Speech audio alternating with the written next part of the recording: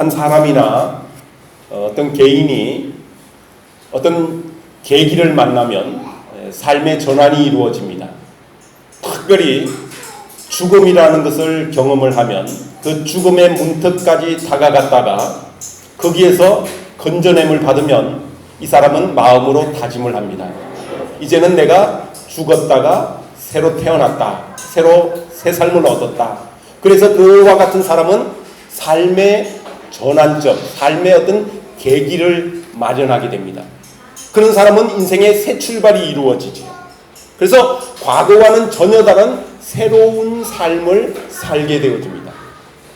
사랑하는 열방교회 성도 여러분, 여러분에게도 삶의 전환점이 있게 되시기를 주님의 이름으로 축원합니다. 새로운 삶으로 완전히 전환하는 새 출발이 여러분의 삶 속에 이루어지기를 바랍니다. 물론 과거에 그런 경험이 있었을지도 모릅니다. 여러분 가운데는 과거에 그런 경험들이 있었던 사람들이 있었을 것입니다. 그런데 시간이 지나고 세월이 지나면 또 그와 같은 전환점을 잊어버리고 또 그것이 희미해지고 그래서 어제 같은 오늘을 살고 오늘 같은 내일을 살게 되는 그런 모습을 보게 되어집니다. 그렇지만 한 가지 분명한 것은 우리는 새로운 인생을 살아야 되고 새로운 삶의 전환점을 마련해서 전혀 다른 새로운 출발을 해야 된다는 것이죠. 여러분, 그리스도인이라는 것이 무엇이겠습니까? 예수 믿는다는 것이 무엇이겠습니까? 예수님을 만남으로 말미암아 내 인생의 새로운 출발이 이루어지고 과거와는 다른 전혀 새로운 삶을 살게 되는 것을 말하는 것일 것입니다. 여러분 개인적으로 어떤 전환점이 어떤 경험을 하셨는지 모르겠어요. 그것이 단순히 사고나 사건을 통해서 생기는 그런 경험이 아니라 진정으로 나를 위해서 십자가에 죽으시고 나를 위해서 피 흘리시고 내 모든 죄를 용서해 주신 그 예수님, 나의 구원자, 나의 구세주, 나를 죄악에서 건져내 주신 예수 그리스도 그분을 만남으로 말미암아 그분이 내 가슴 속에 살아계심으로 말미암아 여러분의 인생에 새 출발이 이루어지는 역사가 있기를 주님의 이름으로 축원합니다. 유대인들은 민족적으로 커다란 전환점을 만났어요. 그 유태 민족이라는 민족이 죽음의 문턱까지 갔다가 거기서 구원함을 받는 새로운 전환점을 민족적으로 맞이한 것입니다. 그게 뭐냐면 유월절입니다. 유월절. 오늘 우리 본문에서 유월절을 준비하라 라고 하고 있는데 이 유월절은 애굽, 바로 그 다음에 사탄의 세력들을 섬기는 어둠의 세력들에게 하나님이 내리시는 무서운 마지막 심판입니다. 그 무서운 마지막 심판이 내리고요. 그 심판이 내리는 가운데서도 이스라엘 민족이 구원함을 받는 그런 경험을 하게 되어집니다. 그 경험을 하기 위해서 유월절을 어떻게 준비하고 어떻게 지내야 될 것인가 하는 것을 오늘 출애굽기 12장 1절부터 14절 말씀에서 유월절을 어떻게 지내라 하는 것을 자세하게 이야기를 해주는 것입니다. 여러분, 십계라는 유명한 영화가 있습니다. 보신 분들도 있었을 거예요. 지금 이 시간에 짧은 시간 동안 여러분에게 이 유월절 장면이 담겨있는 십계의 영화의 한 장면을 보여드리겠습니다. 이 영화를 보면서 여러분이 유월절이란 어떤 분위기에서 어떤 밤이었는가, 어떤 절기였는가, 어떤 계기였기에 유태민족이 그 민족적인 각성이 이루어지고 새로운 출발점이 이루어지고 전환점을 맞이하게 되었고 그렇게 생각을 했기 때문에 그 신이 마다들은 지켜주고 마다들에게는 늘 축복을 준다라는 그런 개념을 가지고 있었다고 해요. 이집트 사람들이. 그래서 그들이 왜 많은 신들을 섬겼느냐 하면 그 많은 신들이 자기의 장남, 자기의 마다들을 지켜주고 보호해주고 그 마다들에게 축복을 줄 것이다 라는 그런 생각을 가지고 있었답니다. 그런데 하나님께서는 이 유월절이라는 재앙을 통하여서 이집트 사람들이 그 장남을 다 죽임으로 말미암아 그들이 섬겼던 신들이 얼마나 허망한 신인가 하는 것을 보여주는 그런 것이었다는 것이죠.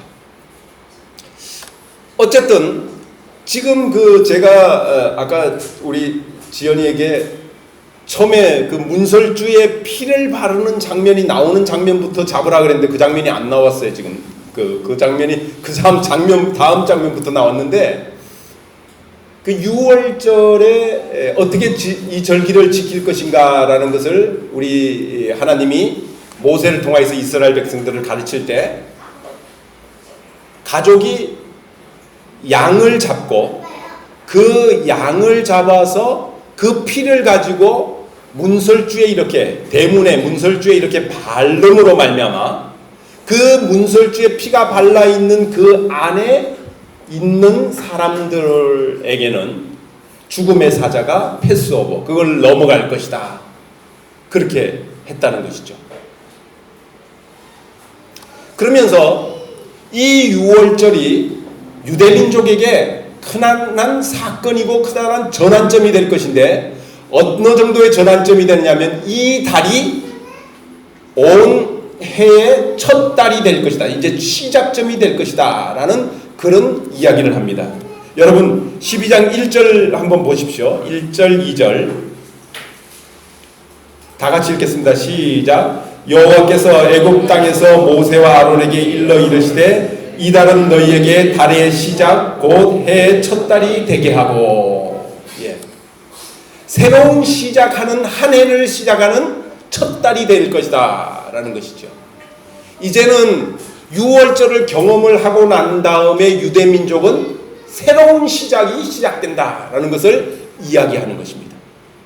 과거에 전혀 다른 과거에 애굽에서 종살이하고 바로를 섬기던 그런 삶에서 전혀 다른 그런 새로운 시작, 새로운 출발점이 이루어진다는 것입니다. 6월절이라고 하는 것이 유대민족에게는 이와 같은 의미가 있는 절기입니다. 새로운 출발, 새로운 시작이다 라는 것이지.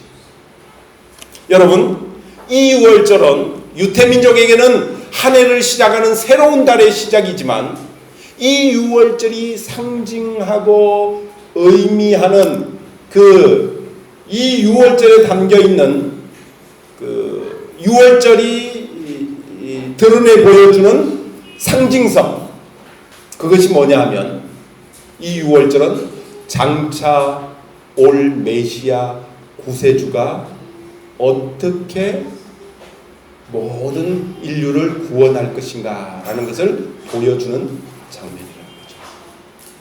우리 예수님은 이 땅에 오셔서 6월절의 어린 양처럼 유대인들의 죽음을 대신 죽기 위해서 그 가죽이 벗겨지고 피를 흘렸던 그 어린 양처럼 그렇게 예수님은 이 땅에 오셔서 6월절 날 그 양을 대신해서 죽었다는 것입니다.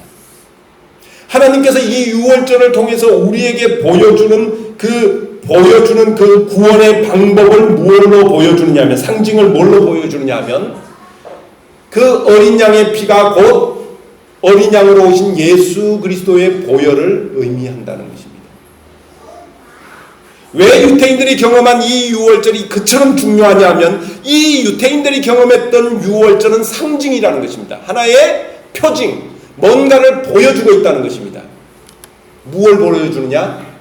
세상 죄를 지고 가는 하나님의 어린 양이 장차 올 것이다 라는 것을 보여준다는 거죠.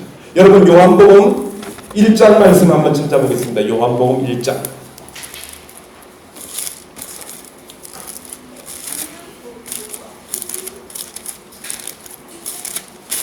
요한복음 1장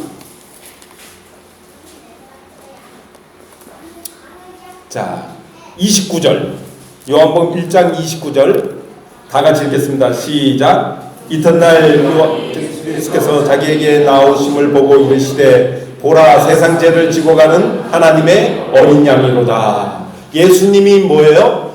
세상 죄를 지고 가는 6월절에 그 죽었던 어린 양이 된다라는 것을 이야기하는 것입니다. 요한복음 13장으로 넘어가겠습니다. 요한복음 13장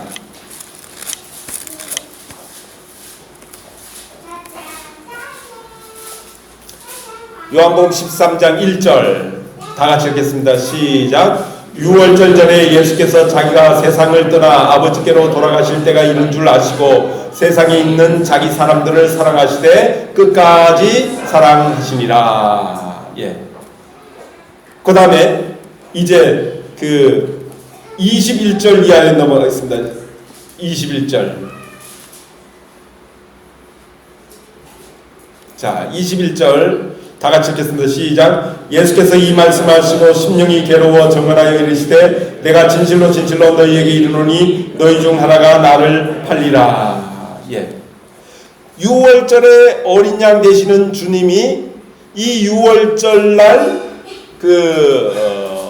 최후의 만찬을 하시면서 그 만찬에서 자신의 몸을 찢으시고 자신이 피를 흘려서 인류를 구원하는 대속의 역사를 이루실 것을 말씀하고 있는 것입니다.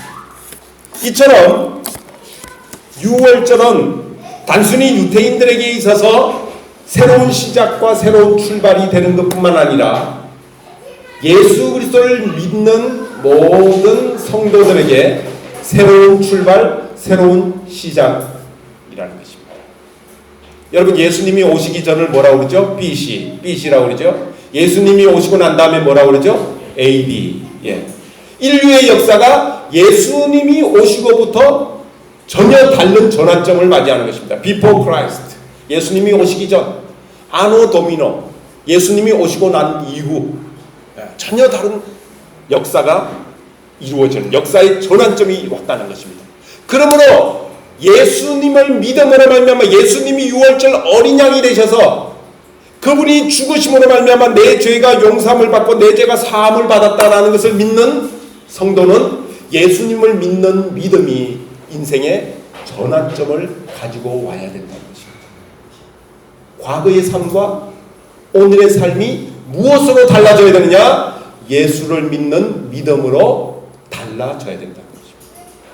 사랑하는 성도 여러분, 저와 여러분이 예수 믿기 전과 예수 믿고 난 이후에 다른 삶을 사시게 되시기를 주님의 이름으로 축원합니다. 인생의 새로운 출발점이 시작되기를 주님의 이름으로 축원합니다. 마치 이스라엘 백성들이 6월절을 경험함으로 말미암아 6월절이 자신의 인생의 새로운 시작, 새로운 첫 달이 되는 것처럼 예수님을 믿고 난 다음에 예수님의 보혈을 경험하고 난 다음에 그 보혈이 내 모든 죄를 사하였다는 것을 믿음으로 말미암아 새로운 인생의 출발점이 되어야 됩니다. 그런즉 누구든지 그리스도 예수 안에 있으면 새로운 피조물이라 이전 것은 지나갔으니 보라 새 것이 되었도다라고 고린도후서 5장 17절에 말씀하고 있는 것처럼 그렇게 새로운 삶이 되어야 된다는 것입니다. 왜냐하면 어린 양이 죽었기 때문에, 어린 양이 피를 흘렸기 때문에, 그 피가 문설주에 발라져 있었기 때문에. 여러분, 죽음의 사자가 온 이집트를 덮었을 때 좋은 집이든 나쁜 집이든 기와집이든 초가집이든 큰 대문을 가지고 있든 작은 대문을 가지고 있던 죽음의 사자들은 다 들어갔습니다. 그런데 오직 들어가지 않은 집이 있다는 것입니다.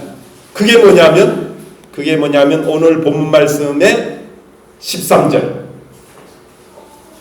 12장 13절 다 같이 읽겠습니다. 시작. 내가 애굽 땅을 칠 때 그 피가 너희가 사는 집에 있어서 너희를 위하여 표적이 될지라. 내가 피를 볼 때 너희를 넘어가리니 재앙이 너희에게 내려 멸하지 아니하리라. 내가 너희를 넘어가리라. 내가 너희를 넘어가리라. 이게 패스오버입니다. 패스오버. 넘어간다. 6월이라는 것입니다. 6월. 죽음의 사자가 넘어간다. 근데 넘어가는 조건이 뭡니까? 넘어가는 조건. 무엇을 볼 때? 그 피를 볼 때. 그 피를 볼 때. 예. 어린 양의 피를 볼 때. 유대인들을 위하여서 그 집안에 들어있는 유대인들이 다 죽어야 됨에도 불구하고 그들을 위해서 대신 피를 흘려 그 피가 발려져 있는 문지방에 발려있는 어린 양의 피를 볼 때 그 피로 인하여서 패스오버 넘어간다는 것입니다. 죽음의 사자가 넘어간다는 것입니다. 유대인들은 이것을 경험을 한 것입니다. 여러분, 그 집안에 착한 사람이 있던 악한 사람이 있던 도덕적으로 온전한 사람이 있던 인격적으로 온전한 사람이 있던 불완전한 사람이 있던 그게 중요한 것이 아니라 그 문에 그 대문에 어린 양의 피가 발려 있느냐 없느냐라는 것입니다. 여러분, 그 피를 볼 때 내가 넘어가리라. 여러분, 우리도 가만히 우리 자신을 돌이켜보면 많은 죄악들이 있습니다. 많은 죄악들이 있어요. 과거에 살아오면서부터 알게 지은 죄 모르게 지은 죄 많은 죄악들이 있습니다.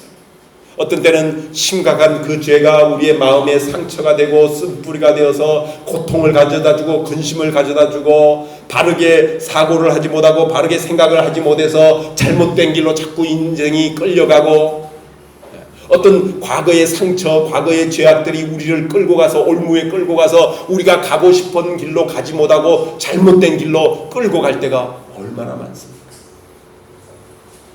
그런데 그 모든 잘못된 과거, 잘못된 죄악을 끊을 수 있는 것이 무엇이냐? 그 피라는 것이다. 그 피가 있어야만이 우리의 과거의 쓴뿌리, 과거의 상처, 과거의 죄악, 과거의 아픔, 과거의 고통, 이 모든 것에서부터 자유케 되어지고 해방되어진다는 것입니다. 여러분, 그 피가 뭐예요? 어린 양의 피인데 그 어린 양의 피는 상징이라는 것입니다. 그림자라는 것입니다. 앞으로 장차 메시아가 오셔서 하나님의 아들이신 메시아가 죽음으로 말미암아 우리를 위해서 피 흘려 죽으심으로 말미암아 그 피를 믿는 자는 과거의 아픔, 과거의 상처, 과거의 고통, 과거의 죄악, 과거의 질병으로부터 온전히 놓여 자유케 되어진다는 이런 선포의 말씀이 성경 말씀에 담겨 있는 것입니다.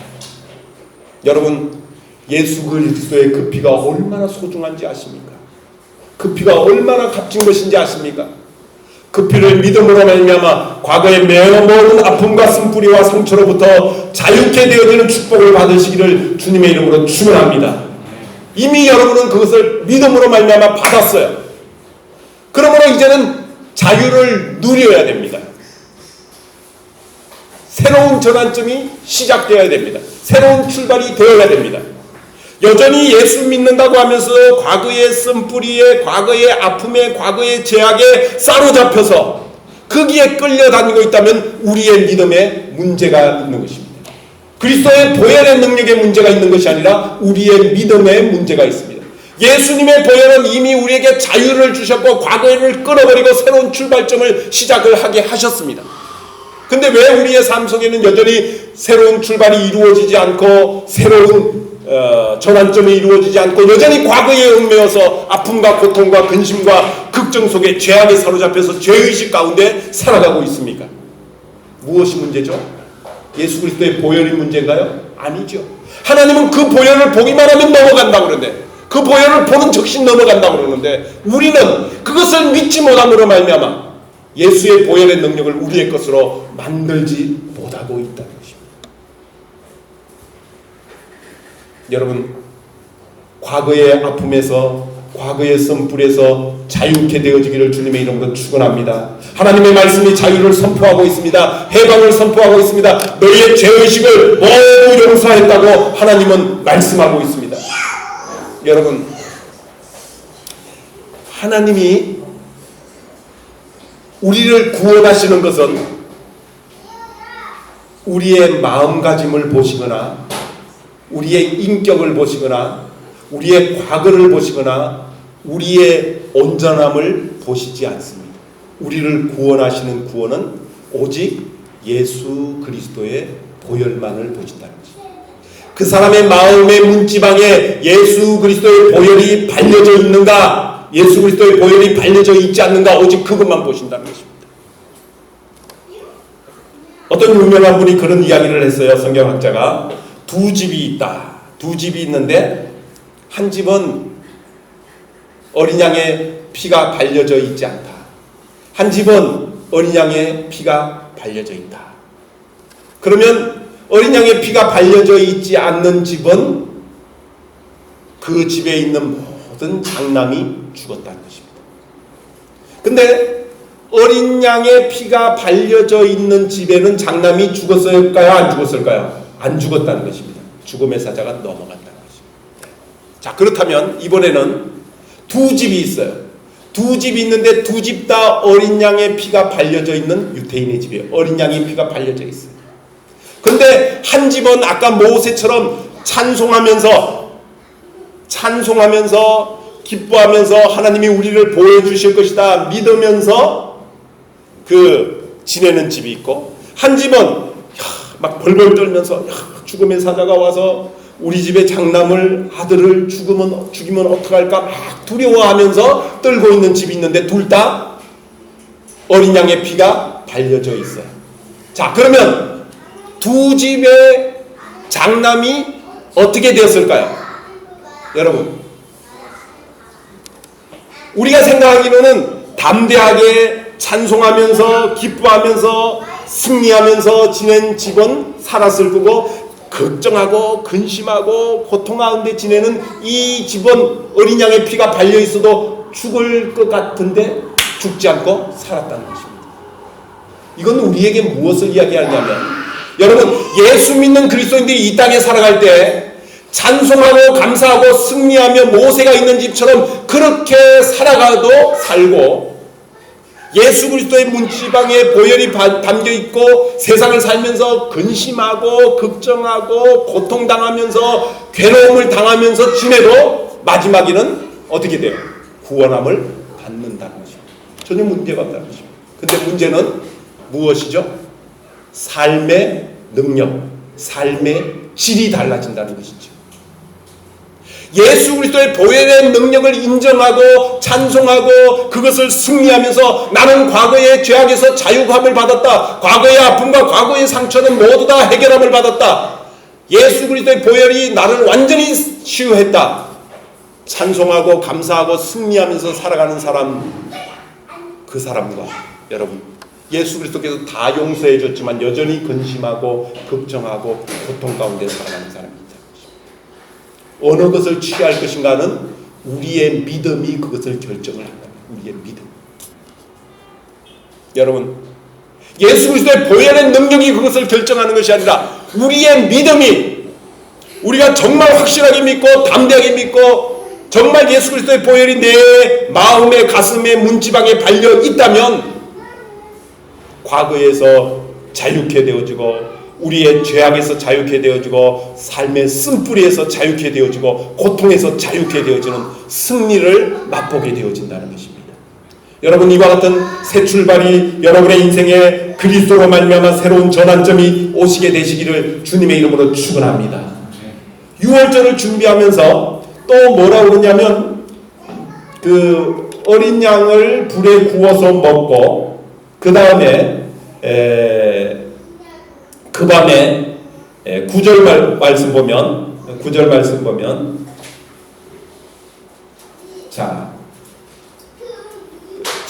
8절 말씀부터 보겠습니다. 8절 말씀 시작. 그 밤에 그 고기를 불에 구워 고교병과 쓴 나물과 아울러 먹되 날 것으로나 물에 삶아서 먹지 말며 다리와 내장을 다 불에 구워 먹고. 여기 보면 6월절을 지나는 성도가 쓴 나물을 먹고 무교병을 먹어야 된다라고 말을 하고 있습니다. 쓴 나물이라고 하는 것은 인생의 고통을 이야기합니다. 이스라엘 백성들이 애굽에서 노예 생활을 하면서 얼마나 고통 가운데 있었는가, 그 고통을 한번 되새김질하고 씹어본다라는 그런 의미가 담겨 있습니다. 6월절을 지내면서 너희들이 과거에 얼마나 고통 가운데 있었느냐, 죄악의 노예 생활 가운데 있었느냐 라고 하면서 그것을 쓴 나물을 먹는다는 것입니다. 쓴 나물은 고통의 의미가 있어요. 아픔의 의미가 있어요. 그뿐만 아니라 새로운 각오와 결단의 의미가 있습니다. 쓴 나물을 먹으면서 우리가 애굽에서 이와 같은 고난, 종살이 하는 고통이 있었다. 이제는 다시는 그 고난, 고통에 돌아가지 않겠다라고 하는 그런 각오와 결단이 담겨 있는 것이 쓴 나물을 먹는다는 것입니다. 쓴 나물. 여러분, 이 고통과 아픔은 희생을 통하여서 이루어지는 것입니다. 예수 그리스도의 보혈의 희생이, 죽음이 있었기 때문에 이제는 그 노예 생활에서 놓여 자유케 되어졌다는 것입니다. 그래서 우리의 인생에서는 때때로 쓴나물을 먹어야 될 필요가 있습니다. 그 쓴나물을 먹으면서 내가 다시는 과거로 돌아가지 않겠다라고 하는 그런 결단이 필요하기 때문에 하나님께서 이스라엘 백성들에게 쓴나물을 먹어라 그러셨고요. 그 다음에 무교병을 먹어라. 무교병이라고 하는 것은 누룩이 들어있지 않는 빵을 먹어라 라고 하는 것입니다. 여러분, 누룩은 빵을 발효시킵니다. 발효. 부풀리죠. 이스트가 빵을 부풀려서 빵을 부드럽게 해서 아주 사람이 먹기에 좋게 만드는 것이 이스트가 들어간, 그게 그런 빵이죠. 그런데 그것을 넣지 않으면 빵이 어떻게 돼요? 딱딱해지죠. 맛이 없게 되죠. 발효가 되지 않은 그런 빵이 되어집니다. 그런데 왜 무교병을 먹으라 그러느냐 하면 성경에서 많은 구절들에서 여기에 그 이스트, 빵을 부풀리는 그것은 죄악이다라고 그렇게 이야기를 합니다. 성경에서, 다른 성경 구절에서 빵을 발효시키는 누룩은 죄악이라고 이야기를 합니다. 그래서 주님도 그렇게 말씀을 하셨어요. 유대인들의 누룩을 삼가하라. 그렇게 이야기를 하셨습니다.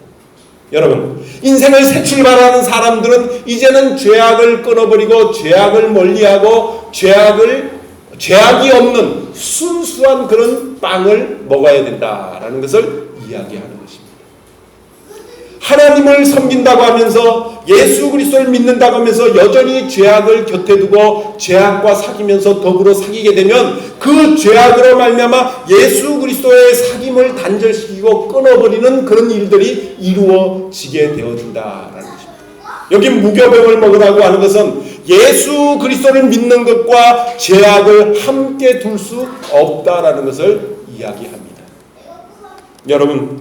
여러분이 예수 그리스도를 믿음으로 말미암아 그 보혈을 여러분의 마음속에 발랐다면 이제는 누룩 없는 빵을 먹는 삶을 살아야 됩니다.